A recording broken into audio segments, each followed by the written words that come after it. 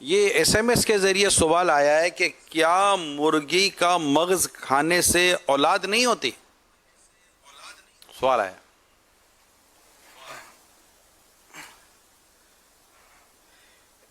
मैं तो बचपन से मुर्गी के मगज खाता आ रहा हूं और अल्हम्दुलिल्लाह मैं तो परनाना बन गया। परनाने तो वो मुआशरे में कम होंगे। आप भी नाने दादे तो हो गए, लेकिन पता नहीं पर होते हुए पर लगते हैं नहीं लगते आपको, जिंदा रहते नहीं तो कुछ पता नहीं।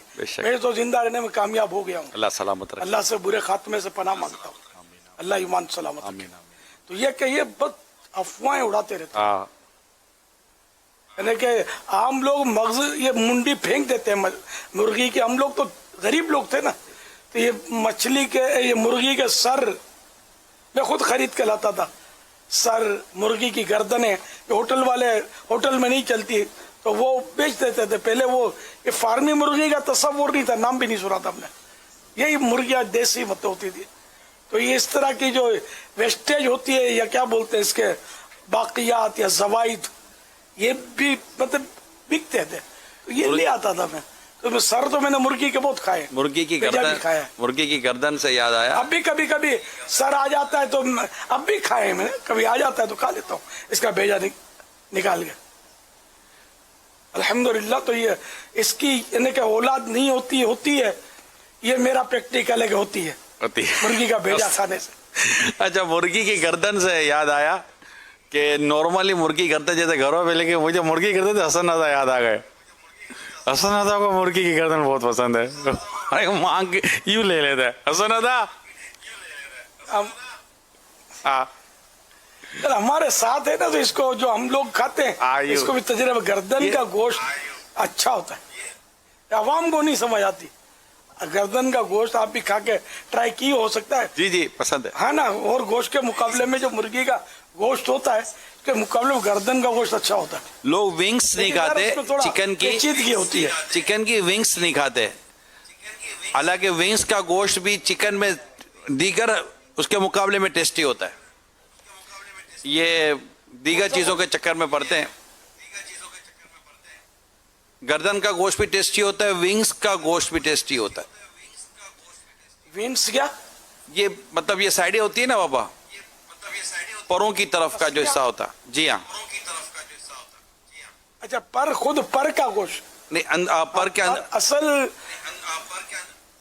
अब सुपर मार्केटों में ना ये सब का लिहाज रखते हैं जी। पर का अलग पैकेट बनाते हैं, समझे, और टांगों का अलग बनाते हैं, गर्दनों का भी बनाते होंगे, याद नहीं पड़ता मुझे, ये बनाते होंगे वैसे, कलेजियों का अलग। तो इस तरह मतलब जिसको जो पसंद हो वो खरीद ले। असल में मैं इसी मौजू पर आना चाह रहा था। ये जो हमने चलाया कि मुझे जब खाने का मौका मिला, आप भी हैं, हसन रजा भी हैं, मेरी भी हाजिरी होती रही है कभी कभी, तो मैंने देखा है कि बंदीचा के नाज़रीन से अर्ज़ कर रहा हूँ, हमारे उसैद भाई भी हैं माशाअल्लाह, इब्ने रिज़वान माशाअल्लाह। तो मुझे ये अंदाज़ा हुआ था बंदरीजा के नाज़रीन के, मैं प्रैक्टिकली पर्सनल बात बता रहा हूँ कि शायद हमारे घर में बच्चे वो ग़िज़ा ना देखें तो ग़िज़ा ये खाते हैं। इसकी शायद वजह यही है, बल्कि शायद नहीं, मेरा तो ये यकीनन वजह यही है, क्योंकि घर के बड़े वही खा रहे थे। अब बच्चे को भूख लगी है तो जो उसको बचपन से खिलाया उस बच्चे ने खाया। हमारे बच्चे जो कई चीज़ें नहीं खाते और कई चीज़ें नहीं खाते बिल्कुल, तो हम भी वो नहीं खा रहे होते। अच्छा, वो हम नहीं खा रहे होते तो हम कहते हैं कि ठीक है इनको दूसरा बना दो, लेकिन हम वही चीज़ खिलाते नहीं है, इनको दूसरी इनकी पसंद की बना देते हैं। तो फिर ये घर जो है ना होटल और होटल फरमाइशी प्रोग्राम की सूरत में ढल जाता है, और फिर माँ बोलती है कि मैं थक गई हूँ। तो ये एक मेरे का लगे हाथों एक फैमिली प्रॉब्लम जो चल रहा होता है, इसका एक हल आपको बयान करता चलो। बस शुरू से जो आदत डालेंगे ना वो चलती रहेगी। जी हाजी अमीन भाई, कॉल्स भी चलाएं, फिर इंशाल्लाह सोशल मीडिया की करना जो है ना वो अपने लिए बहुत बड़ी आजमाइश लेना है। हर फरमाइश उसके बच्चे की पूरी ना की जाए।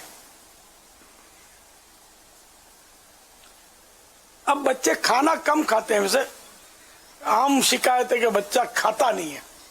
इसकी वजह टाफियाँ और तरह तरह के जो चिप्स चल पड़े हैं ना, ये चीज़ें खाते हैं, जिससे मतलब सेहत भी खराब होती है इनकी और भूख मरती है इनकी, खाना नहीं खा पाते। तो अगर मुमकिन हो तो बचना बहुत मुश्किल है, जितना मुमकिन हो इन चीज़ों से इनको बच्चों को दूर रखा जाए, टाफियों से, ये चिप्स वगैरह से। तो फिर ये भूख लगेगी तो घर का खाना खाएगा, जाएगा कहाँ? मदीने। सल्लु अलल हबीब सल्लल्लाहु तआला अला मुहम्मद। मेरा मेरे अहले सुन्नत की बारगाह में सवाल है कि इमाम अली मकाम इमाम